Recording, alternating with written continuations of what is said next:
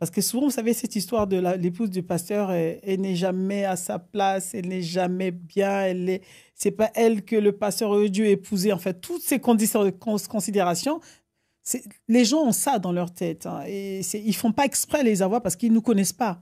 Mais lorsqu'on agit vraiment, on agit avec amour, on pose des actes qui sont sensés, les gens vont nous respecter. On dit oui, notre pasteur est une femme. La femme de pasteur est celle qui doit ressembler à tout le monde, en fait. C'est-à-dire que chacun se lève un bon matin, il vient te voir et il veut que tu sois comme ci, comme ça, que tu t'habilles comme ci, comme ça. Et ça, c'est un classique, c'est ce qu'on voit un peu partout. Mais ce que j'aimerais te donner comme conseil, Rachel, c'est que ne sois pas impressionné, ni intimidé, ni découragé vis-à-vis de ça. En fait, moi, le conseil clé que je te donne, sois toi-même. Wow. Sois ce que Dieu dit que tu es. Wow. Voilà, il faut que tu puisses t'accepter tel que tu es et habille-toi tel que tu es. Alors, le conseil que je te donne quand même aussi, c'est que tu n'es pas n'importe qui, en fait, dans l'Église. Hein. Tu es la femme du pasteur. Donc, la femme du pasteur, normalement, on demande à la femme du pasteur d'être exemplaire, d'être un modèle. Donc, tu dois être exemplaire, modèle. Donc, quelque part, la tempérance aussi doit aller avec ta personnalité.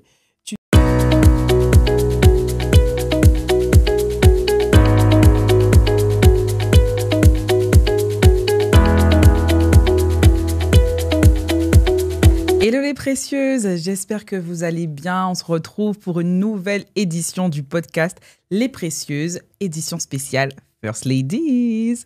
Et pour cela, je suis accompagnée de Maude Castanou. Bonjour Maude, comment vas-tu ? Bonjour Malicia, ça va très bien depuis la dernière fois. Oui, ça va, tout va bien. Génial. On est content de pouvoir encore passer de nouveau du temps avec toi pour qu'on puisse de nouveau échanger des petites questions. Donc, n'hésite pas aussi à nous dire comment ça se passe tout au long du podcast, si les questions te parlent ou pas. Donc, pour rappeler les règles du jeu, on prend des questions de différentes First Ladies. Donc, une First Ladies, c'est qui ? C'est simplement l'épouse d'un homme dirigeant, d'un chef d'entreprise, d'un pasteur, d'un homme politique, ou peut-être aussi une femme qui est leader, donc qui est elle-même chef d'entreprise, pasteur, coach, conférencière, etc. Et plusieurs First Ladies tenaient aujourd'hui à poser une multitude de questions à Maude Castanou. Mais on en a repéré trois questions croustillantes et je suis sûre que ces questions vont parler à plusieurs First Ladies. On peut y aller ? Oui, on y va. Ok, génial. Alors, première question. On va l'appeler Rachel. Alors, Rachel nous pose une question aujourd'hui et elle dit « Chaque semaine, je suis systématiquement confrontée à toutes sortes de remarques à propos de mon style vestimentaire. Parce que je ne suis pas assez classe, parce que je ne suis pas assez sobre. Je suis aussi confrontée à des remarques par rapport à ma coiffure. Mes coiffures sont trop simples ou peut-être qu'elles sont trop extravagantes.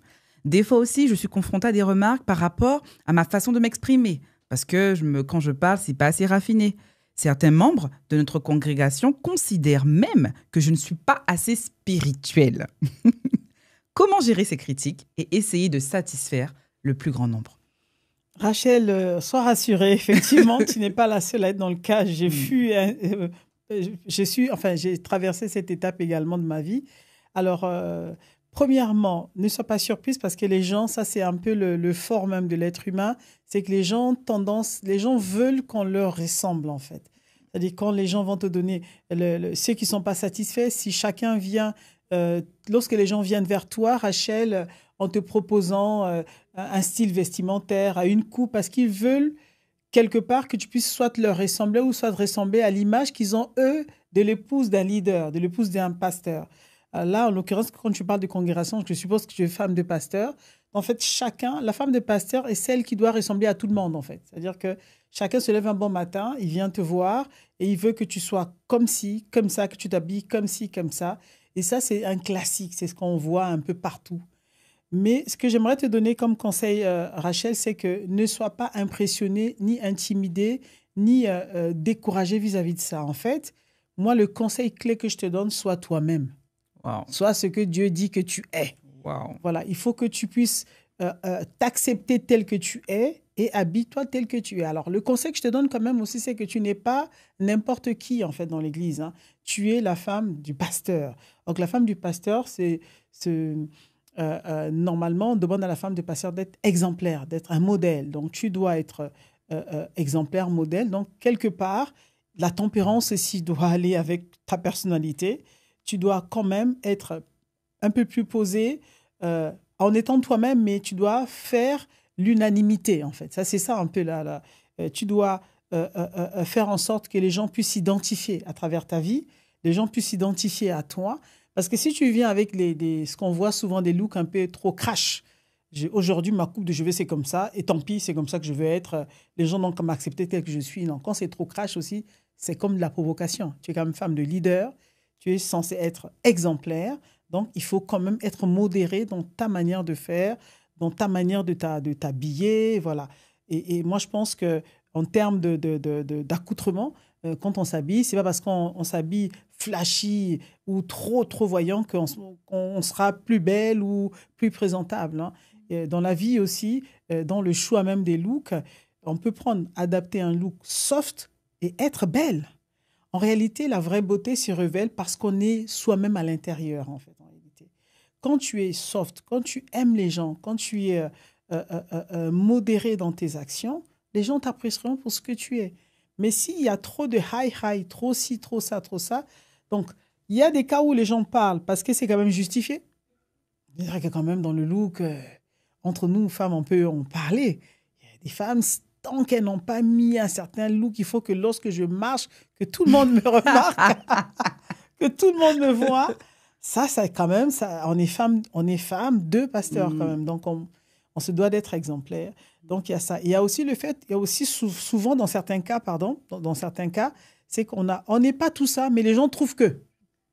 Alors, si c'est les gens qui trouvent, alors que toi-même, tu sens que, franchement, que ça va quand même, quoi. C'est-à-dire que tu es quand même modéré dans tes actions, dans ton habillement, et que ton mari est OK avec toi. Il y a aussi ça. Il y a ce que les gens disent, il y a ce que ton mari dit. Wow. Qu'est-ce qu'il te dit lorsque tu t'habilles? Est-ce qu'il te fait des remarques? Lorsque tu t'habilles, est-ce qu'il est OK avec ça? Si il est OK, écoute, tu es l'épouse de ton mari. Tout va bien. Va t'asseoir avec ton chapeau, comme tu veux. Mais en tout cas, sens-toi libre et sens-toi, qu'on appelle, existe, quoi. Accepte d'être ce que tu es par la grâce de Dieu. Tu n'as pas à t'excuser parce que tu t'es habillée alors que ton mari a dit que c'est bien, ma chérie, c'est très bien. Wow. Dès lors qu'il a validé, il est homme de Dieu, accepte et puis voilà, c'est bon. Mais il faut que toi-même te sentes bien aussi dedans. Mais attention au superflu, à tout ce qu'on rajoute derrière, parce que dans l'habillement d'une personne, on peut voir quel type de personne c'est. C'est-à-dire qu'on peut voir la personnalité de quelqu'un à travers son habillement. Wow. Voilà. Il y a des gens qui sont obligés de mettre plein les yeux pour montrer qu'ils sont quelque chose, mais souvent, ça montre un manque, ça montre un vide à l'intérieur. C'est comme si moi, je veux me faire accepter, il faut que vous me remarquez. Olé, est-ce que vous me voyez? Regardez comment je suis. Je demande une approbation, une validation. Paraître, en fait. C'est ça. Alors que le paraître cache quand même des insuffisances, des manques, un vide, un trou à l'intérieur de l'âme. Ça me fait Excusez-moi de l'expression. On n'avait pas besoin d'entendre ça aujourd'hui. Mais je pensais à quelque chose pendant que tu parlais, ou quand tu parlais de l'accoutrement, du style vestimentaire, la coiffure. Ça me fait penser simplement à l'épouse d'un président de la République, par exemple. Elle aussi, je me rappelle, Michelle Obama, elle disait que elle avait son style, etc. Mais quand elle est rentrée à la Maison-Blanche, voilà, elle ne pouvait pas non plus faire tout ce qu'elle voulait comme elle voulait. Pourtant, Michelle Obama était très appréciée jusqu'à maintenant. Mais dans son style, il y avait une forme de sobriété, comme l'exemple que tu donnais. Une femme de présidente ne va pas avoir un look crash, comme tu l'as si bien dit. Une first lady ne doit pas faire tout ce qu'elle veut faire. Parce qu'on est avant tout un modèle, les gens nous regardent. Donc, il faut être modéré dans la vie. Wow. Beaucoup d'équilibre. Wow. OK. Wow. Bon, en tout cas, j'espère que, Rachel, tu as eu la réponse à ta question et j'espère que tu pourras mettre tout cela en pratique. Prochaine question, si tu le veux bien. Oui, je vais bien, on y va. OK, génial. Alors, prochaine question. Cette fois-ci, on va l'appeler Lydia.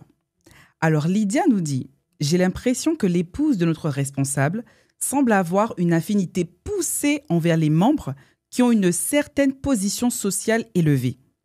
J'ai pu constater que dans le cadre de l'exécution de nos missions, elle est beaucoup plus laxiste avec eux, alors qu'avec les autres, elle est intransigeante, voire très sévère. Elle apprécie les services rendus et en demande trop souvent, comme si c'était un dû. Elle donne vraiment l'image d'une personne intéressée qui intentionnellement aime tirer des profits personnels de sa position. Lydia demande, trouvez-vous cette attitude normale? Non. Là, c'est clair que non. Alors, si ce que Lydia dit est fondé, c'est-à-dire qu'il y a des éléments, puisqu'elle décrit dans ce que Lydia pose comme question, en même temps, elle décrit le comportement de l'épouse du leader, du pasteur ou de quelqu'un d'autre. C'est vraiment pas ça. Ça, c'est vraiment tout sauf être un exemple, être un modèle. Je veux dire une chose à une first lady. Il faut savoir que les gens vont tolérer les erreurs, les écarts du leader ou bien du pasteur dans l'église, mais ils ne vont pas tolérer les écarts de la femme du pasteur. Parce qu'avant tout, dans l'église, par exemple, si je prends ce cas-là, les gens, ils ont choisi leur pasteur. C'est-à-dire, ils ont leur pasteur. Et ils n'ont pas choisi la femme du pasteur. C'est comme dans un État, les gens ont voté pour le président, mais n'ont pas voté pour la first lady. Oui. Et donc, ça veut dire que les gens seront beaucoup plus durs avec la first lady. Donc, il faut faire très attention. Dieu demande de ne pas faire de favoritisme. L'amour véritable ne fait pas du favoritisme. On doit aimer tous les hommes du même amour. On ne doit pas avoir un amour orienté, intéressé. C'est une faute. En tout cas, ce n'est pas tolérable. Voilà. En faisant cela, en plus, si les membres l'ont remarqué, c'est que ce n'est pas bien. C'est-à-dire que déjà, ça donne l'image d'une femme de pasteur qui n'est pas très spirituelle, qui est intéressée par les choses. Et ça, ce n'est pas terrible. C'est-à-dire que par ton attitude, femme, first lady, si tu as l'habitude de faire ça, par ton attitude, tu peux fragiliser le ministère de ton époux. Tu peux vraiment le rendre, lui, vulnérable. Parce que souvent, on dit qu'à travers une épouse, on peut voir un époux. C'est-à-dire qu'à travers la femme, on voit l'homme. Et donc, si toi, tu te comportes comme ça, tu peux faire coller une image négative à ton époux qui, peut-être, lui, essaie de donner le meilleur de lui-même, en fait. Donc, il faut vraiment stopper ça. Il ne faut pas courir après des personnes qui ont, soi-disant, des biens, des richesses. Tous les hommes, devant Dieu, ont la même valeur. Quel que soit leur statut social. Ils ont la même valeur. Donc, ce n'est pas bien du tout. C'est quelque chose à ne pas faire du tout. Et cette first lady-là qui avait déjà pris cette mauvaise pente, j'ai envie de dire, comment elle fait pour recadrer les choses, puisqu'elle a peut-être déjà cette image auprès des autres personnes. Donc, comment remonter la pente? Il n'est jamais trop tard pour revenir là où on a glissé, entre guillemets. Il faut revenir en arrière et puis dire, oh, stop, j'arrête ça. En fait, il faut vraiment demander à Dieu l'amour pour les hommes, pour les âmes. Ça, c'est très important. Parce que soi-même, des fois, on n'est pas capable d'aimer, on n'arrive pas à aimer véritablement. On veut aimer par... moi, je vais avoir tendance, en tant qu'être humain, je vais avoir tendance à aimer les gens qui m'aiment. Je vais avoir tendance à aimer les gens qui m'acceptent. Et donc, quelque part, ça, qu'est-ce que j'ai de plus que quelqu'un qui ne croit pas, qui n'a pas d'une croyance, quelqu'un qui vit une vie ordinaire? Non. Moi, ma différence va être dans le fait que je vais aimer tout le monde, quel que soit leur niveau social, quelle que soit leur position, quel que soit leur cœur même. Même mes ennemis, Jésus disait dans sa parole que aimez vos ennemis. En fait, il demande même d'aimer les gens qui ne nous aiment pas. Donc, en tant que first lady, pour montrer l'exemple, en fait, c'est en ça qu'on voit la force d'un leader. Quand le leader est capable de prendre de la hauteur et d'aimer même les gens qu'il méprise, en fait. Là, on dit que tu es leader. Et masterclass. Voilà, on peut aller en profondeur. Et là, même les gens reconnaissent notre pasteur a une femme. Vous voyez, c'est ça. C'est dans des occasions pareilles qu'on peut montrer qu'on est à la hauteur. Que le pasteur ne s'est pas trompé en nous épousant. Parce que souvent, vous savez, cette histoire de l'épouse du pasteur, elle n'est jamais à sa place, elle n'est jamais bien, c'est pas elle que le pasteur aurait dû épouser. En fait, toutes ces considérations, les gens ont ça dans leur tête. Hein, et ils ne font pas exprès les avoir parce qu'ils ne nous connaissent pas. Mais lorsqu'on agit, vraiment, on agit avec amour, on pose des actes qui sont censés, les gens nous respectent. On dit oui. Notre pasteur a une femme. Oui, cette femme-là, elle a l'amour. Oui, il a fait le bon choix. Oui, c'est-à-dire qu'on n'aura même pas à se justifier par nos actes. Les gens vont valider tout ce qu'on... Et ça, c'est important. Donc, c'est une occasion pour la femme. Si on a fait une erreur, personne n'est infaillible, en fait. Hein. Tous les hommes font des erreurs. Il faut dire que si quelqu'un te fait cette remarque, tu dis « Ah, je n'avais pas fait attention, mais je te demande pardon, effectivement. Je vous demande pardon parce que vous m'avez remonté cette information. Je vous demande pardon. Je n'ai pas à agir ainsi parce que Jésus n'aurait pas agi ainsi à ma place. Donc maintenant, je vous demande pardon. Considérez qu'à partir de maintenant, j'aimerais tout le monde de la même manière, du même amour. » Là, le fait de demander pardon, ça, c'est aussi la grandeur d'un leader. Demander pardon. On est first lady. Quand on demande pardon, on s'humilie. Les gens disent « Waouh, quel genre de femme que c'est. » Je ne sais pas si ça parle à quelqu'un. Ah, je pense que ça parle à beaucoup de personnes. C'est bien, alors. Donc, en vrai, ça te permet non seulement ça aide Lydia, qui se pose des questions par rapport à cette First Ladies, et ça peut également aider toutes les First Ladies qui peut-être avaient pris à un moment donné la mauvaise pente. On réalise qu'on peut simplement demander pardon et avoir un nouveau départ. Un nouveau départ, voilà. On recommence les choses correctement et on demande la grâce de Dieu. On demande à Dieu de nous aider à aimer les hommes comme lui, il a aimé les hommes. Parce que si Jésus avait juste considéré ceux qui étaient meilleurs sur la terre, il ne serait jamais mort à la croix. Ah, ça. Voilà. Et il est venu parce que nous tous, on était pécheurs et malgré ça, il nous a aimés. Il est venu mourir à la croix pour nous. Waouh, merci beaucoup, Maud. Wow, en tout cas, on a eu beaucoup de réponses, beaucoup de clés. Je pense que Lydia, Rachel et peu importe la First Ladies qui nous écoute doit être vraiment enrichie par toutes ces questions. J'espère que pour toi aussi, qu'est-ce que tu en penses? Ça se passe bien, là. Du coup, en répondant, ça me rappelle plusieurs histoires. Vous savez, quand je vous dis, là, ce sont vraiment des histoires. C'est du vécu, hein. C'est des histoires remontées, des personnes que j'ai conseillées également. Voilà, je me sers vraiment de ces exemples également. Waouh. Voilà, bon, ça veut dire que dans les prochains, on ira un peu plus en profondeur dans les différents exemples ou bien peut-être entretiens que tu as pu avoir. Alors, prochaine question. On y va. J'ai tellement d'assurance en moi que je fonce et avance souvent seule. Tout va souvent trop lentement. Ça va trop lentement pour moi. Et une chose elle n'est pas bien faite si ce n'est pas moi qui l'ai fait. Je me retrouve finalement à devoir tout faire toute seule. Ce que je préfère d'ailleurs pour m'assurer d'obtenir les résultats excellents. Ça me coûte beaucoup, mais cette façon de faire me va bien parce qu'elle fonctionne. Par contre, je ne comprends pas toutes ces remarques autour de moi, alors que j'obtiens d'excellents résultats. Je ne vois vraiment pas où est le problème. En voyez-vous? Alors, First Lady. On sent que tu as un tempérament fonceuse, là. Et comme on dit, nous, dans notre jargon, tu es une vraie rouge. C'est pour juste rigoler. Alors, ce n'est pas un défaut d'être fonceuse, de vouloir faire les choses, de démarrer, de lancer les projets, puis de tirer, de sentir que tout le monde va lentement. Voilà. Ce n'est pas un défaut. Par contre, ça peut vraiment créer des frustrations de partout. Wow. Notamment, la première personne qui risque d'en pâtir, premièrement, ça peut être également ses leaders. Voilà, ses leaders. Alors, quand on est soi-même leader, ça peut aussi créer des problèmes. C'est-à-dire, quand on est une épouse des pasteurs ou d'un leader, et qu'effectivement, on a tendance à prendre les choses en main, de tirer les choses, de prendre des décisions, on est devant un danger où, en fait, les gens vont... En tout cas, moi, je connais une sœur pareille qui était dans ce cas-là. Elle a un mari qui a un tempérament plutôt calme, qui prend le temps, qui réfléchit. Et elle trouvait que ça allait lentement. Elle me dit, mais c'est pas possible. Toi aussi, t'as pas entendu ça. Les gens font ça. Il faut agir. Il faut faire ça. Tout de suite. Et il arrivait qu'elle-même, elle démarre, elle commence à prendre des décisions. Wow.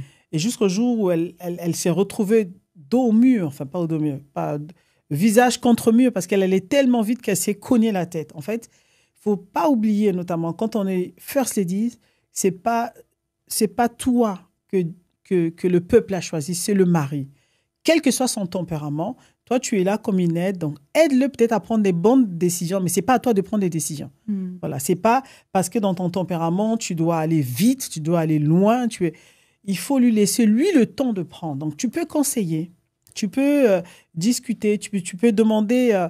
en tout cas, comment je peux aider, comment je peux être... et voilà, c'est ça. Mais tu ne dois jamais prendre les décisions à sa place. Il doit prendre les décisions. Même si c'est lent. Même si c'est lent. Il est leader, il est pasteur, il est chef d'entreprise. Il doit prendre les décisions. Voilà. Et c'est là qu'on voit la force de la First Lady. Être à côté d'un homme qui est tempérament calme et nous, tempérament foncé rouge, et les choses arrivent à se faire. C'est-à-dire qu'on voit cet homme agir à côté d'une femme dont tout le monde sait que le tempérament, c'est un tempérament plutôt très extraverti, qui a tendance à démarrer en quart de tour, et on te voit calme, la maîtrise de soi. Ça, c'est une force extraordinaire. Donc, il ne faut pas vouloir démarrer automatiquement, mais il faut vraiment prendre sa place, laisser l'autre agir. C'est lui le leader. Et que maintenant, si c'est toi le leader, c'est-à-dire que tu es dans une organisation, c'est toi qui diriges, tu as un tempérament fonceuse, tu continues, tu n'attends pas les retardataires, là, les gens qui sont toujours en train de faire attention aux émotions, là, tu n'es pas là-dedans. Attention aussi, parce que les gens peuvent dire que tu es une tyrante, si je veux le dire comme ça, que tu n'as pas de cœur, tu ne les aimes pas, donc il faut faire très attention. Et là encore, je précise, il faut être équilibré. voilà, la maîtrise de soi, la tempérance. On doit tout faire, tu dois tout faire. First Lady, tout faire pour avoir en toi les pensées qui étaient en Jésus-Christ. Jésus n'était pas faible, Jésus n'était pas introverti. Il était franc, direct, mais pourtant, les gens voyaient autour de lui que de l'amour. Il aimait les gens. Quand les gens avaient faim, il leur donnait à manger. Quand parmi eux, il y avait des gens qui étaient faibles, il attendait. Voilà, alors que c'était un fonceur. Hein. Quand il est rentré dans le temple un jour, il est venu, il a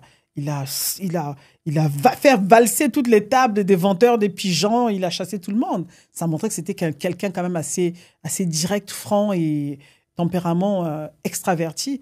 Mais dans tout ça, il savait doser, il savait démontrer l'amour. Et ça, c'est important, de savoir doser les choses au moment venu. Il y a des temps où on doit demander des résultats. Il y a des moments aussi, il faut écouter ceux qui pleurent. Il faut prendre ceux qui traînent encore derrière. Il faut savoir encourager les troupes. Il faut savoir pleurer avec ceux qui pleurent. Il faut savoir encourager ceux qui sont faibles. C'est tout ça. C'est ça le leader. Le leader, en fait, c'est quelqu'un, lorsque les gens vous regardent, ils ont espoir, quoi. Ils ont dit, ouais, il y a quelqu'un qui est devant nous, il y a quelqu'un qui nous tire, quelqu'un qui nous considère, quelqu'un qui nous porte. Ça, c'est important. Et pour une First Lady, il faut vraiment demander ça beaucoup demander. Cet équilibre-là, lorsqu'on ne l'a pas naturellement, je pense qu'on peut le demander dans le lieu secret, dans la prière, mais on doit travailler aussi pour manifester cet équilibre. C'est très important. Et pas foncer. Mais en fait, pendant que tu parlais, parce qu'en fait, c'est comme si dans sa conception, elle avait une autre conception parce qu'elle a dit à plusieurs reprises les résultats sont excellents, les résultats sont excellents, les résultats sont excellents. C'est comme si elle associait le fait d'être leader avec simplement le fait d'avoir des résultats excellents. Alors que toi, tu parles d'amour, tu parles de patience, tu parles de tempérance. C'est comme si sa conception en elle-même était différente en fait. Tout à fait, mais cette conception-là, en fait, c'est une conception qui habite souvent des personnes qui ont un certain type de tempérament. D'accord. Ils ne font pas exprès. C'est pas qu'ils sont méchants, non.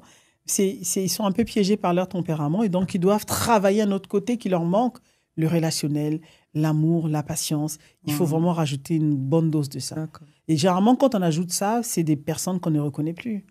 Un leader qui connaît la valeur du résultat et qui a ajouté l'amour dans sa manière de travailler est vraiment méconnaissable, c'est-à-dire dans le bon sens du terme. C'est-à-dire que c'est quelqu'un que les gens vont apprécier, aimer. Et quand c'est une First Lady, mais tout le monde va l'aimer, en fait. Excusez-moi l'expression, tout le monde. Il y a toujours un petit pourcentage, peut-être. Mais en tout cas, les gens seront ravis d'avoir une First Lady qui a travaillé tout ce côté. On a besoin de savoir tout ça. Voilà pourquoi il faut venir au camp. Oh oui, il faut parce qu'il faut connaître aussi le type de tempérament, la personnalité, savoir comment doser pour ne pas aussi choquer son entourage. Exactement. C'est très enrichissant. Et c'est bien de prendre un cas pratique. Là, normalement, dans nos camps, on va prendre un cas pratique et on va le travailler de A à Z devant telle situation. Comment devrait se comporter une First Lady? Et on va aller bout en bout et on va mettre la personne en situation pour voir comment elle se débrouille, comment elle s'en sort. Et franchement, ça fait du bien. Hein. J'imagine. Le côté concret. Bon, on arrête de papoter, n'est-ce pas?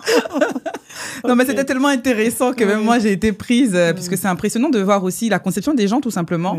Parce qu'elle, certainement, effectivement, c'est qu'elle a des défis, mais elle pensait peut-être bien faire, parce qu'elle se disait simplement, voilà, je veux avoir de bons résultats, je veux donner le meilleur de moi-même, il faut que ça soit parfait. Et puis, sur le côté, il y a beaucoup de points à travailler, mais ça donne des clés pour pouvoir s'améliorer, les bonnes doses, comme tu as dit, les doses d'amour, les doses de patience, et puis à la fin, ça donne un bon cocktail. Alors, est-ce qu'on continue? Est-ce qu'on arrête? On peut arrêter aujourd'hui pour aujourd'hui. Pour aujourd'hui, on peut arrêter. Là. On arrête pour aujourd'hui. Oui, comme ça donnera envie pour les prochaines. Voilà. Ok, très bien. Dans ce cas-là, on arrête tout. Il faut suivre le prochain épisode. En tout cas, ça nous a fait plaisir, je pense, à toutes les précieuses qui sont derrière la caméra et moi-même de partager ce moment pour pouvoir échanger simplement entre femmes aussi, entre femmes par rapport à toutes les difficultés tous les défis que les femmes peuvent rencontrer en tant que First Ladies. Et je pense que ça a été très, très enrichissant. Quand je vois comment c'était riche, comment c'était enrichissant, j'ai envie de participer déjà à cet événement que j'ai vu sur les réseaux. Donc, est-ce que tu peux nous en dire plus de l'événement qui approche sur le camp des First Ladies? Ah oui, effectivement, on a le camp des précieuses, mais là, c'est le camp spécial First Ladies. Oui. Donc, c'est vraiment un moment, un camp. Il y aura donc un moment de partage avec les First Ladies. Donc, du vendredi. Je t'entends te regarder, je sais que tu es déjà dedans, n'est-ce pas? En tout cas, ce camp spécial First Ladies, dans le cadre de notre plateforme Les Précieuses, on va avoir lieu du vendredi 28 mars au samedi 29 mars. Donc là, on sera vendredi soir, samedi toute la journée. On va travailler ensemble. On aura un moment d'échange, de partage et surtout le moment de travail sur des cas pratiques. On va faire des partages d'expériences et on va travailler. Le but derrière, c'est que chaque First Lady sorte de là armée. Wow. Vraiment. Et une vie complètement chamboulée, transformée. Et voilà. Donc, c'est ça. C'est un camp métamorphose où tout est changé. On sera remué un peu là de l'intérieur. Tout doit changer autour de nous. Waouh. Tout doit changer. Donc, à ne pas louper. En tout cas, on a été contente de pouvoir passer ce moment tout ensemble. Et je vous dis à très bientôt sur le podcast Les Précieuses. À très bientôt. Au revoir. Merci d'avoir suivi ce podcast. Nous croyons que vous avez été inspirés à influencer positivement toutes les sphères de la société. Retrouvez notre podcast sur toutes nos plateformes de téléchargement. À très vite. Les Précieuses, valoriser chaque femme, transformer chaque vie.